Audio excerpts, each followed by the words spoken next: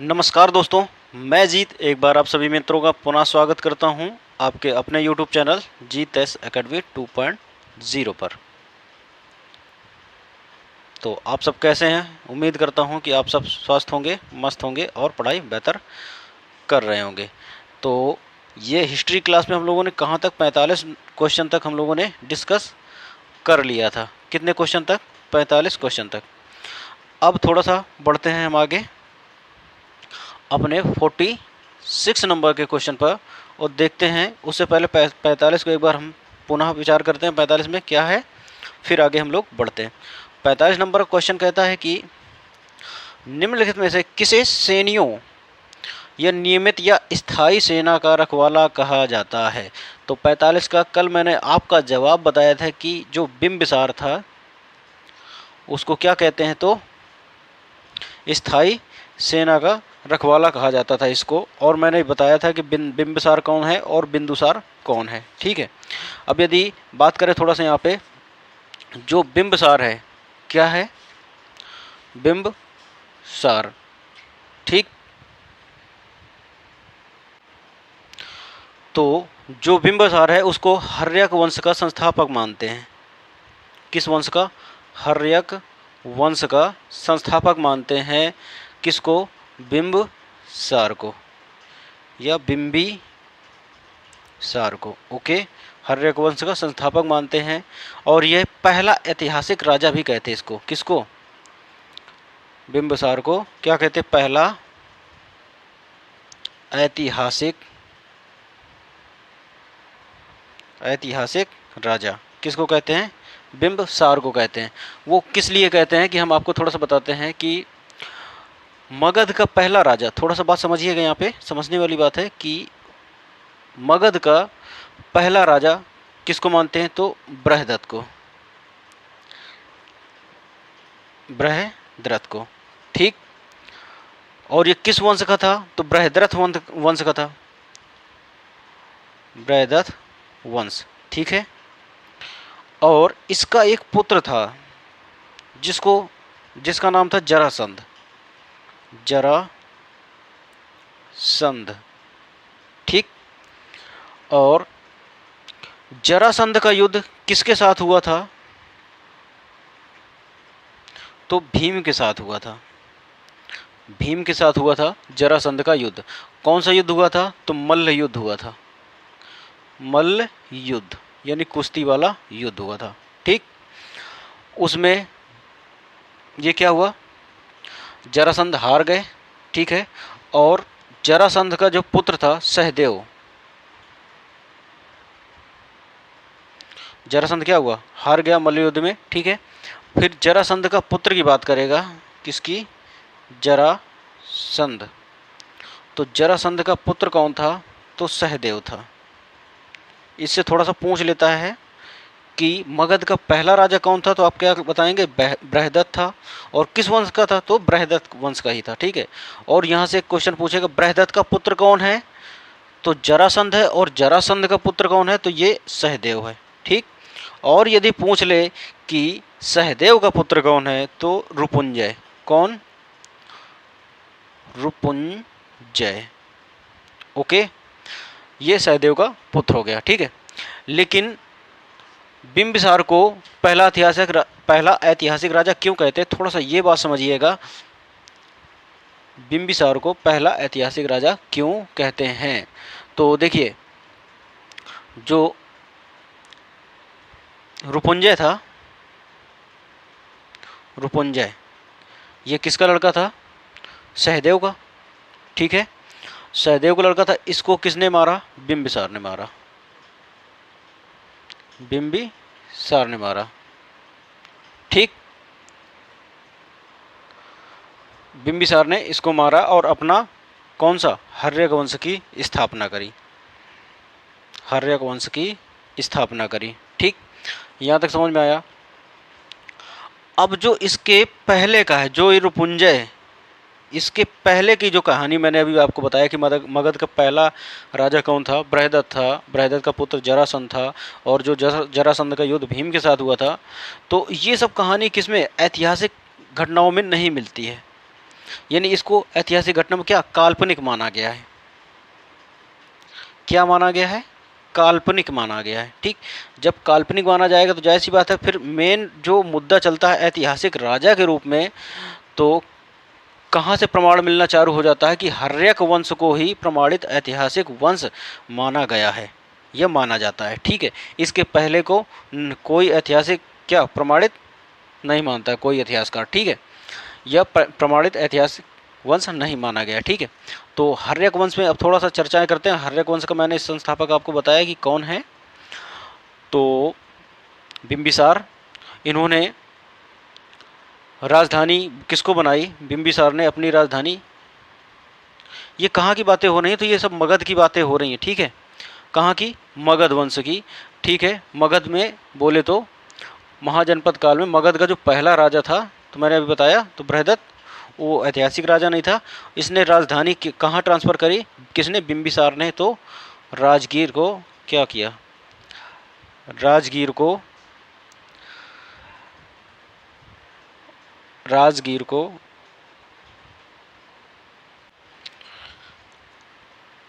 इसने क्या हुआ? राजधानी किसको बनाया? तो राजगीर को। यदि राजगीर को अन्य नाम की बात करें तो इसको राजगृह भी कहते थे। क्या? राजगृह भी कहते थे। ठीक, इतनी बात समझ में आई।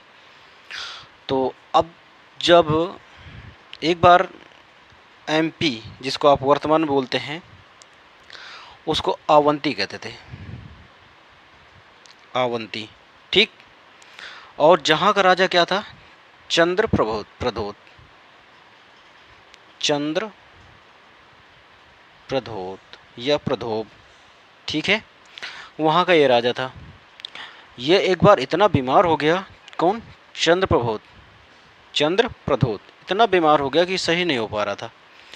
ठीक है, तो उस समय बिंबिसार ने सोचा कि आवंती को अपने किस में मिलाना है? मगध वंश में शामिल करना है। ठीक, यानी मगध के साम्राज्य में शामिल करना है, मगध साम्राज्य में। तो इसने क्या किया, जब ये सही नहीं हो रहा था, कौन? चंद्र प्रधोत। ठीक, जब चंद्र प्रधोत सही नहीं हो पा रहा था तो इसने बिंबिसार ने क्या किया कि अपने वैद्य, जो बिंबिसार का वैद्य था, उसका नाम क्या था? यहाँ से क्वेश्चन बनता है। तो जीवक नाम था। क्या नाम था? जीवक। इसको किसने? बिंबिसार ने। कहाँ भेज दिया? तो आवंती भेज दिया, आवंती। ठीक, अब बिंबिसार की नज़र तो किस पे थी? आवंती राज पर। ठीक है, और जो कि वहाँ का राजा कौन था? चंद्र प्रधोत। ठीक है, और ये क्या था? बहुत ज़्यादा बीमार चल रहा था। तो इसने कहा, अपने जीवक को भेज दिया, यानी वैद्य को भेज दिया, और वैद्य ने इसके किसको? चंद्र प्रधोत को बचा लिया, और यानी रोग मुक्त कर दिया। ठीक, तो अब जब बात आई आवंती की, तो चंद्र प्रधोत ने पहले ही कह दिया, उससे पहले आक्रमण करने से पहले किसने पहले ही कह दिया कि मैं अपना राज्य आपके अधीन करता हूँ। किसके? बिंबिसार के। ठीक है, यानी मगध के अधीन कर दिया। आवंती को मगध के अधीन किसने कर दिया? तो चंद्र प्रधोत ने या प्रधोब ने। ठीक है, इतनी बात समझ में आई। अब थोड़ा सा यहाँ बिंबिसार की बात समझिएगा।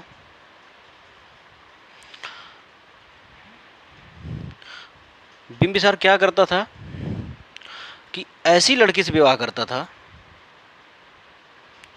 जो घर में क्या होती थी? अकेली, यानी उसका भाई नहीं होता था, घर में अकेली सदस्य की क्या हो? लड़की हो। ठीक है, ताकि उसका राज्य विस्तार हो सके, राज्य का क्या हो सके? विस्तार हो सके। ठीक, तो बिंबिसार जैसे बात करें, आवंती को इसने क्या किया? मगध में शामिल कर लिया। और बिंबिसार क्या करता था? तो वैवाहिक संबंध बनाता था। किनसे? लड़कियों से। ठीक है, ताकि क्या हो कि इनके राज्य में बढ़ोतरी हो जाए। तो उसी समय इनका पुत्र था अजातशत्रु। क्या नाम था उसका? अजातशत्रु। पूछेगा कि बिंबिसार का पुत्र कौन है, तो आप बताएंगे अजात शत्रु। पुत्र कौन है? तो अजात शत्रु। अब मैं वो बात बताने जा रहा हूँ कि इसको पितृहंता भी कहते थे, वो वाली बात, ठीक है। तो जब अजात शत्रु बड़ा हो गया, अब जब ये बोला कि मुझे राजा बनाया जाए, क्या बनाया जाए? अपने पिता से बोला, बिंबिसार से बोला कि मुझे राजा बनाया जाए। तो इसके पिता ने क्या किया? मना कर दिया। मना कर दिया कि तुम्हें राजा नहीं बनाया जाएगा, ठीक। तो जायज़ सी बात है, राजा लड़का बड़ा हो गया, पापा की हरकतें अभी भी ठरकी जैसी हैं। तो उसने क्या किया कि अपने इसने क्या किया, किसने? अजातशत्रु ने। इसने बिंबिसार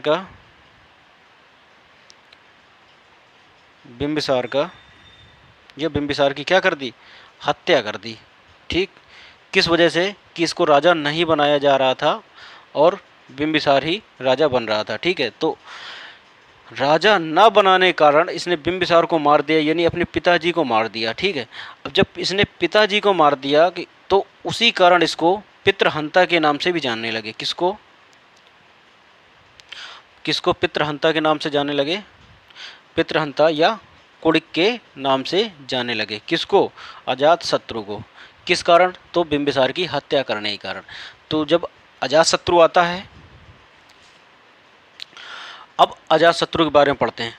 देखिए, जो हर्यक वंश है उसके बारे में स्टेप बाय स्टेप करके हम लोग आगे बढ़ रहे हैं, ठीक है, और बेहतर से कवर करेंगे, ठीक है। अब इसके बाद कौन आता है? तो अजातशत्रु। अब अजातशत्रु के बारे में भी कुछ जानने की कोशिश करते हैं। अजातशत्रु बन गया राजा बिंबिसार को मार करके, ठीक है। यहाँ तक बात से समझ में आई। तो अब इसने क्या किया?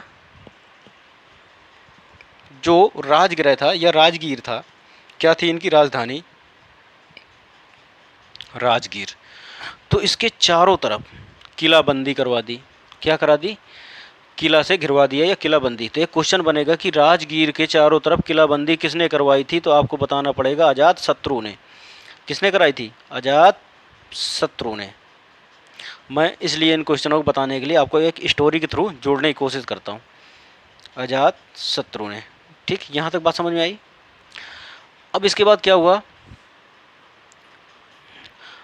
फिर इसको वैशाली को इसको जीतना था। किसको? अजातशत्रु को। किसको जीतना था? वैशाली, ठीक।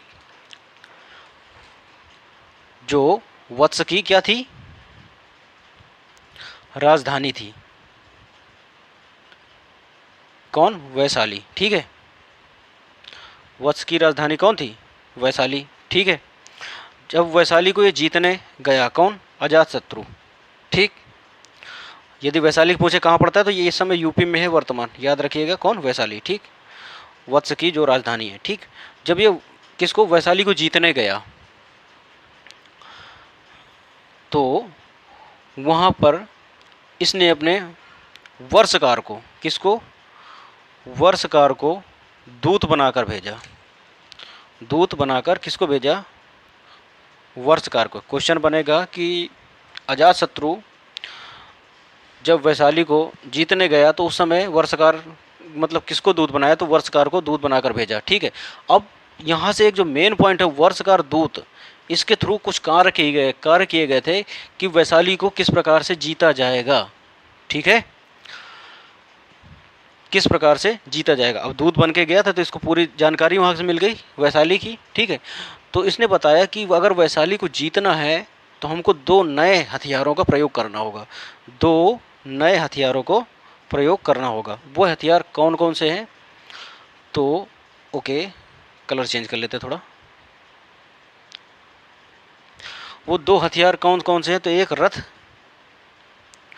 मूसल और महाशिला कंटक।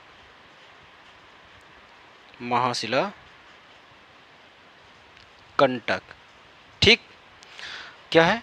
एक रथ मूसल, दूसरा महाशिला कंटक, ठीक। इन 2 हथियारों का प्रयोग किया गया। अब यहीं से ही क्वेश्चन बनता है, इसलिए मैंने ये पूरी आपको रामायण बताई कि रथ मूसल और महाशिला कंटक का प्रयोग, यानी रथ मूसल महाशिला कंटक नामक 2 हथियारों का प्रयोग किसने किया था? तो आपको बताना पड़ेगा अजातशत्रु ने किया था, ठीक। अब अजातशत्रु से संबंधित इतनी ही बातें इंपॉर्टेंट है, ठीक है। और इसने वैशाली को जीत लिया, ठीक है। अब इसका बेटा हुआ किसका, इसका पुत्र कौन हुआ, किसका, अजातशत्रु का। इसका पुत्र हुआ उदायन, उदायन हुआ, ठीक है। देखिए भैया, हर्यक वंश में एक दूसरे के बेटे ही एक पापा का मर्डर करते हैं, ठीक है। ये बात आप याद रखिएगा कि अगर बिंबिसार का बेटा कौन था, अजातशत्रु, उसने किसको मारा, बिंबिसार को मार दिया। अब बिंबिसार को मार दिया, ठीक है। अब अजातशत्रु का पुत्र कौन है, उदायन, ठीक है। तो उदायन भी मारा किसको, उदायन ने किसकी हत्या कर दी, अजातशत्रु की, अजातशत्रु की, क्योंकि ये भी इसको बड़ा होने पर क्या, राज पाट देकर इसको राजा नहीं बना रहा था, इसलिए, ठीक। अब समझते हैं किसके बारे में, उदायन के बारे में। उदायन किसका पुत्र मैंने बताया, तो ये अजातशत्रु का पुत्र था। अब क्या होता था कि इसने, उदायन ने अपने पिताजी को तो मारा ही था, क्योंकि इसे राजपाट नहीं दे रहे थे, वो राजा नहीं बना रहे थे, इसलिए, ठीक है। लेकिन उदायन ने पहले ही अपने बेटे को कह दिया कि जब बेटा तेरी मर्जी हो तब बता देना, शादी करवा देंगे और राजपाट तुझे दे देंगे, यानी राजा भी बना दिया जाएगा, ठीक। तो इतना इसने कह दिया। और इसके बाद एक इसका जो मेन इंपॉर्टेंट जो क्वेश्चन है वो बनता है कि राजधानी को इसने बदला था, किसने, उदायन ने। राजगृह से ये कहाँ ले गया था, तो पटना ले गया था।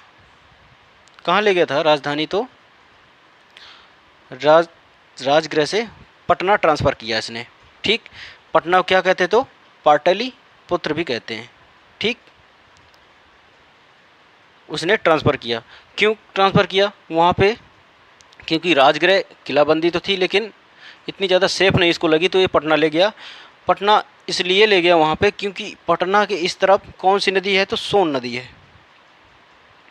बात समझिएगा। और इस तरफ कौन है, तो गंगा नदी है। एक तरफ गंगा नदी, एक तरफ सोन नदी, उन दोनों के बीच में राजधानी बना दी और वहीं पर रहने लगा ताकि ये सेफ बनी रहे, ठीक है। अब इसका पुत्र आया कौन, उदायन का पुत्र था तो नागदशक था। कौन था, नागदशक। इसने नागदशक को क्या किया, अपना राजपाट दे दिया, उसकी शादी आदि कर दी, ठीक है।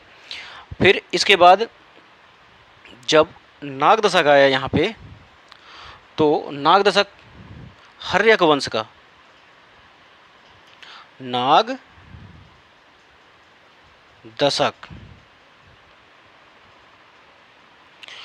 इसका सेनापति कौन था, शिशुनाग था। कौन था, शिशुनाग था। कौन था इसका सेनापति, तो शिशुनाग था, ठीक। अब नागदशक की हत्या किसने कर दी, तो शिशुनाग ने कर दी, ठीक है। तो ये हर्यक वंश का अंतिम शासक कहलाया कौन, नागदशक। और इसकी हत्या किसने करी, तो शिशुनाग ने इसकी हत्या कर दी, जो इसका क्या था, सेनापति था, सेनापति था। और इसने हर्यक वंश की समाप्ति कर दी और शिशुनाग ने अपने वंश यानी शिशुनाग वंश का उदय कर दिया। शिशुनाग वंश का क्या कर दिया, उदय कर दिया। तो उम्मीद करता हूँ हर्यक वंश आपको बहुत स्पष्ट रूप से पूरी तरह से समझ में आ गया होगा। तो अब जानते हैं इसके हम आगे। तो अभी तक मैंने आपको बताया कि पूरा हर्यक वंश मैंने पूरा आपको समेट दिया। यदि जानना चाहो तो फिर से क्या है, पहला हर्यक वंश का शासक बिंबिसार है, उसका पुत्र कौन है, अजातशत्रु। अजातशत्रु बिंबिसार को मार देते हैं और तभी इनको कुड़िक या पितृहंता कहते हैं। और अजातशत्रु का पुत्र होता है उदायन। उदायन किसकी हत्या कर देता है, तो अजातशत्रु की हत्या कर देता है। और राजधानी कहाँ ले जाता है, तो राजगृह से पटना ट्रांसफ़र कर लेता है, ठीक। इतनी बात समझ में आई। और इसका जो उदायन का पुत्र होता है वो कौन होता है, तो नागदशक होता है, अभी मैंने बताया। और नागदशक का जो सेनापति होता है तो कौन होता है, शिशुनाग होता है। और शिशुनाग क्या करता है कि राजा को कमज़ोर समझ करके इसकी हत्या कर देता है और शिशुनाग वंश की स्थापना कर देता है। इतनी बात समझ में आई। तो आज हमने पढ़ लिया हर्यक वंश। अब जितने भी MCQ है इनको कंप्लीट करते हैं और क्लास को विराम देने की कोशिश करेंगे। और कल फिर से एक क्या इसको शिशु नागवंश को फाइनल करने की कोशिश करेंगे। ठीक है, तो पहले पढ़ते हैं अब हम आज के क्वेश्चन। तो आज का हमारा क्वेश्चन है, तो ये तो मैंने अभी आपको बता ही दिया कि 46 का आपका जवाब क्या सही हो गया था, तो महापदम नंद सही हो जाएगा। ठीक है, नहीं इसका क्या 45 का क्या था, बिंबिसार, ये कोई ऑप्शन सही था। और जो 46 है उसको देखते हैं, पहले पढ़ते हैं फिर बताते हैं इसमें कौन सा सही होगा। कि कह रहा निम्नलिखित में से किसे उग्रसेन या भयानक सेना का स्वामी कहा जाता था। तो ये भी आपका जवाब यानी ऑप्शन नंबर ए ही इसका राइट होगा कि उग्रसेन के नाम से किसको जाना जाता था, तो महापदम नंद को ही जाना जाता था।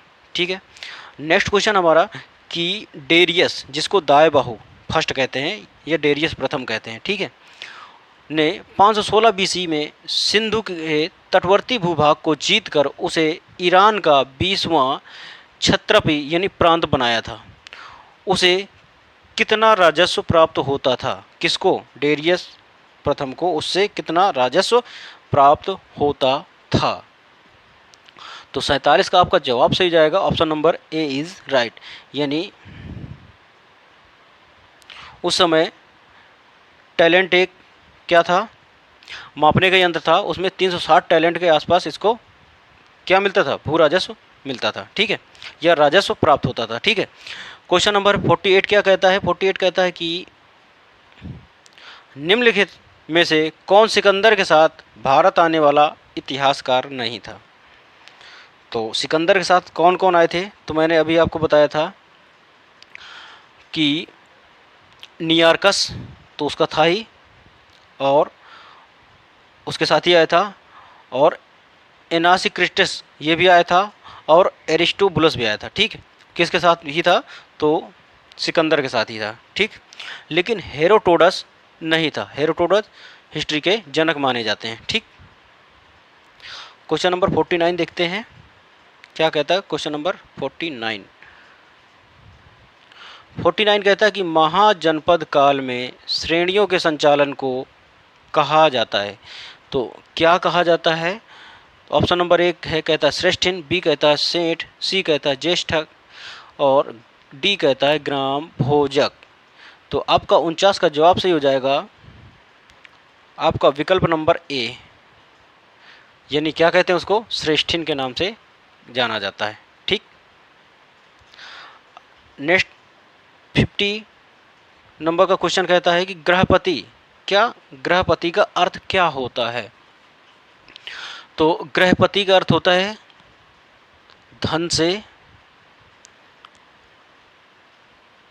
परिपूर्ण, धन से परिपूर्ण किसान, धन से परिपूर्ण किसान। यानी इस पे यदि अब ऑप्शन की बात करें तो बी बिल्कुल नहीं होगा, जो इसमें बात कर रहा है कि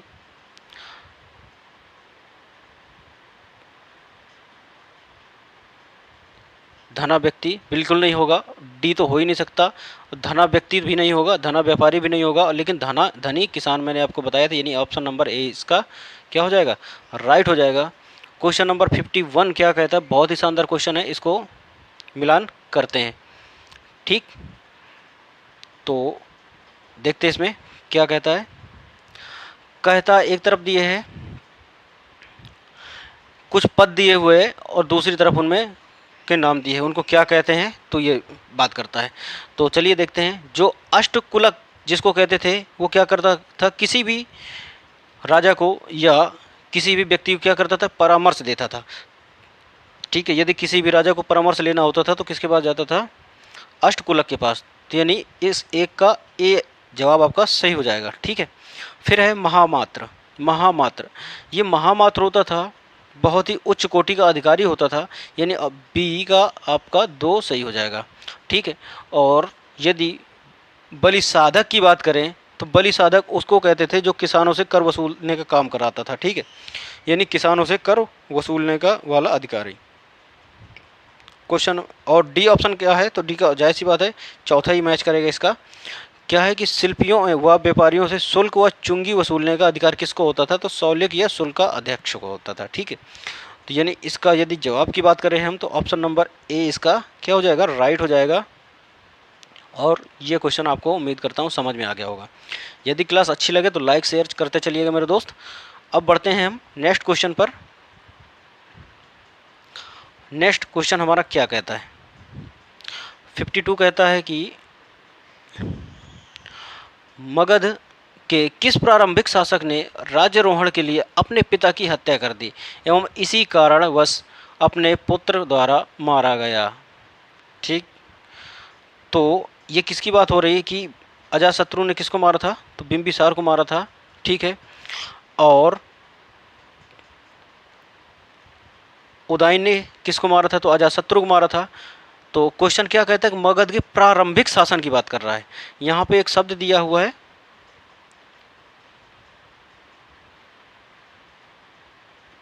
प्रारंभिक। ठीक है, इसको गौर करिए, प्रारंभिक शासन की बात कर रहा है, तो यानी विकल्प नंबर आपका बी इज राइट हो जाएगा। अजातशत्रु की बात हो रही है यहाँ पे। ठीक है, उदयन ने तो कुछ नहीं किया था। उदयन ने तो सिर्फ एक ही उससे क्वेश्चन बनता है हमेशा के लिए कि राजधानी किसने, सर्वप्रथम राजधानी पटना से, मतलब राजगीर से पटना कौन ले गया? तो उदयन ले गया। ठीक है, अब क्वेश्चन नंबर 53 कहता है विश्व का पहला गणतंत्र वैशाली में किसके द्वारा स्थापित किया गया?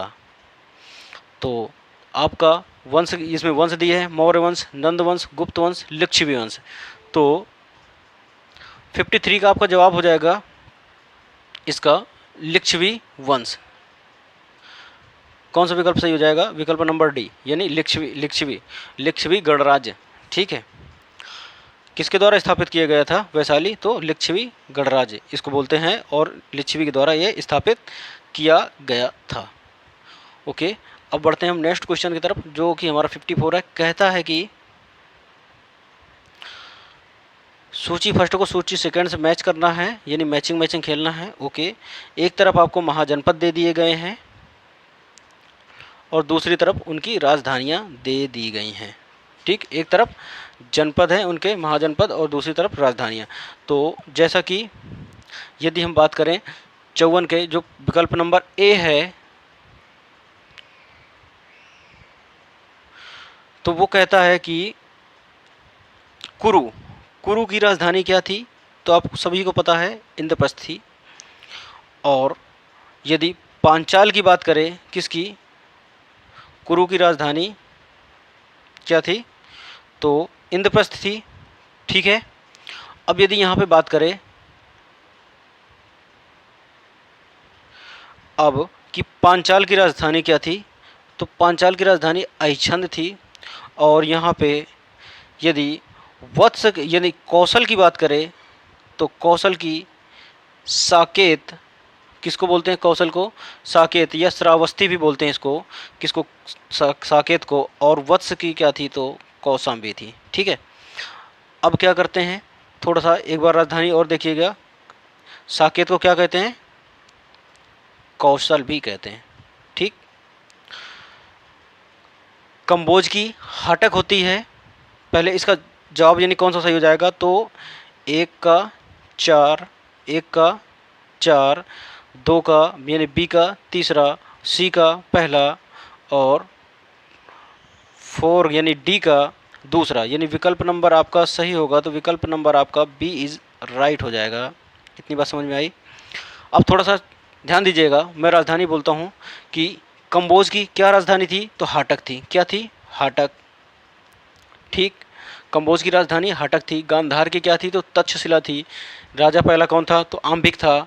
ठीक है, गांधार कहाँ पड़ता है? तो पाकिस्तान के एरिया में पड़ता है। ठीक है, कुरु की राजधानी क्या थी? तो अब यहाँ आपको पता चला कि इंद्रप्रस्थ इसकी राजधानी थी। ठीक, और मत्स्य की राजधानी क्या थी? किसकी? मत्स्य की राजधानी तो विराटनगर थी। क्या थी? विराटनगर थी। और यदि यहीं पे सूर्यसेन की बात करें तो सूर्यसेन की राजधानी मथुरा थी, जहाँ पे सूरदास जी का जन्म हुआ था 1478 में। ठीक है, 1478 में हुआ था और 1583 में इनकी मृत्यु हो गई थी। ठीक, जन्म कहाँ हुआ था? तो रूनकता नामक ग्राम में हुआ था। बस ये बाकी टॉपिक आपका हिंदी में जाता है, बस यहीं तक जानेंगे हम लोग इसमें। और यदि कौशल की बात करें तो अभी मैंने बताया कि कौशल की कौन सी होगी, तो साकेत, कौशल की श्रावस्ती या साकेत बोलते हैं यहाँ पे, इसको क्या बोलते हैं, श्रावस्ती, याद कर लीजिएगा, वहाँ पे थोड़ा सा मिस्टेक हो गया, यहाँ पे कौशल लिख गया, यहाँ पे श्रावस्ती होगा, ठीक है। और वत्स की, तो अभी मैंने आपको बताया वत्स की कौशाम्बी हो जाएगी। और यहीं पे मल्ल की बात करें तो मल्ल की देवरिया हो जाएगी, काशी की बनारस हो जाएगी आपकी, और पंचाल की अहिछंद या काम्पिल भी होती है। अहिछत्र को क्या कहते हैं, काम्पिल भी कहते हैं, ठीक, इतनी बात समझ में आई, काम्पिल, ओके। और चेदी की पूछे यहाँ पे राजधानी चेदी महाजनपद की, तो सतीमती या शक्तिमती कहते हैं। और यदि वज्जी महाजनपद की पूछे तो वैशाली आपको बताना है। और यदि मगध की पूछे तो मैंने अभी आपको बताया, पाटलिपुत्र बताया, और जो कि प्रारंभ में क्या थी, तो राजगीर थी, ओके। और यदि अंग की राजधानी पूछे, जो कि बिहार में इस समय पड़ता है, तो वो चंपा।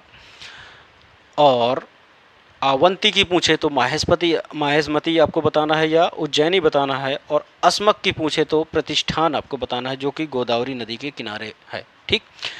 जो एक पॉइंट है यहाँ पे नोट पॉइंट करके आप उसको देखिएगा कि जो अस्मक है या अस्मक है, अस्मक, जो ये अस्मक है ना, इसकी राजधानी प्रतिष्ठान, ठीक है। तो ये दक्षिण भारत का एकमात्र महाजनपद है, कौन, अस्मक, अस्मक, एक बार लिख देते हैं अच्छे से, आप समझ लीजिएगा, अस्मक या अस्मत, ठीक है। इसकी राजधानी क्या है, प्रतिष्ठान, प्रतिष्ठान। ये दक्षिण भारत का एकमात्र क्या है, महाजनपद है, दक्षिण भारत का, ठीक। तो ये कहाँ पर पड़ता है अस्मक, तो बोल सकते हैं महाराष्ट्र वाले एरिया में, ठीक है। इतनी बात समझ में आई। अब इसके और क्वेश्चन डिस्कस करते हैं और क्लास को विराम देते हैं हम, ठीक। क्वेश्चन नंबर 55 क्या कहता है, क्वेश्चन नंबर 55 कहता है कि निम्नलिखित में से एक बौद्ध ग्रंथ 16 महाजनपदों का उल्लेख करता है, वो किस जनपद, मतलब किस ग्रंथ में मिलता है। तो आपका अंगुत्तर निकाय है, जो अंगुत्तर निकाय, ये बौद्ध धर्म से संबंधित है। थोड़ा सा क्वेश्चन समझिएगा, बौद्ध धर्म से संबंधित है कौन, अंगुत्तर निकाय। और यहीं पे यदि पूछे भगवती सूत्र, तो जो भगवती सूत्र है उससे भी आपको 16 महाजनपदों का उल्लेख मिलता है, लेकिन वो जैन धर्म से संबंधित है। कौन, भगवती सूत्र किससे संबंधित है, तो जैन धर्म से संबंधित है ये। लेकिन हमसे पूछा है कि बौद्ध धर्म से संबंधित ग्रंथ, तो ऑप्शन नंबर ए आपका राइट हो जाएगा। फिर कहता है क्वेश्चन नंबर 56 क्या कहता है कि 6ठी शताब्दी ईसा पूर्व मत्स्य महाजनपद स्थित है था। तो आपका 56 का जवाब क्या हो जाएगा, 56 का आपका जवाब ये नहीं सही हो जाएगा, राजस्थान में। कहाँ, मत्स्य की राजधानी क्या है भैया, तो मैंने अभी आपको बताया, तो विराटनगर, क्या है, विराटनगर। विराटनगर कहाँ पड़ता है, तो राजस्थान के एरिया में, ठीक।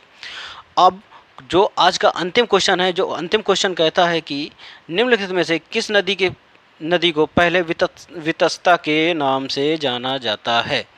तो आज के अंतिम क्वेश्चन का आपका जवाब होगा 57 का, झेलम को वितस्ता के नाम से जाना जाता है, ओके। तो आज का एक क्वेश्चन भी है, एक ले लीजिए कि चेनाब नदी को पूर्व में किस नाम से जाना जाता था। ये आपको कमेंट बॉक्स में कमेंट करना है। तो चलिए, आज की क्लास कैसी लगी बताइएगा, सभी लोग कमेंट बॉक्स में कमेंट भी करिएगा। तो मिलते हैं कल फिर से नेक्स्ट अपनी क्लास में, तब तक के लिए सभी दोस्तों को जय हिंद।